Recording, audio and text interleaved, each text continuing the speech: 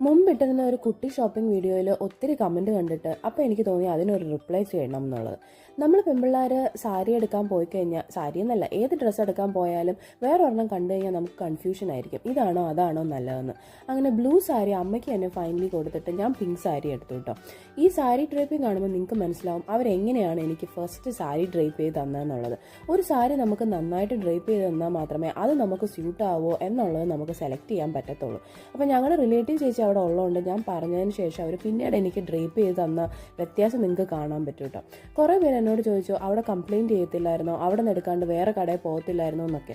പക്ഷെ ഞാൻ ലീവിന് വന്നിട്ട് എനിക്ക് അധികം സമയമില്ലായിരുന്നു. അപ്പോൾ പിന്നെ വേറെ കടയിൽ പോവുക, അല്ലെങ്കിൽ ഒരു ബ്ലൗസ് കിട്ടുമോ, അല്ലെങ്കിൽ സാരി നമുക്ക് ഇഷ്ടപ്പെട്ട തന്നെ കിട്ടുമോ എന്നുള്ളതൊക്കെ ഒരു ഡൗട്ട് ഉള്ളതുകൊണ്ട് ഞാൻ അവിടെ നിന്ന് തന്നെ സാരി എടുത്തിട്ട് വന്നു. എന്നിട്ട് ഫൈനൽ ലുക്ക് ഇങ്ങനെയായിരുന്നു. അവസാനം ചേട്ടനും എൻ്റെ സാരിക്ക് മാച്ച് ആയിട്ടുള്ള ഡ്രസ്സ് തന്നെ കിട്ടിയിട്ട്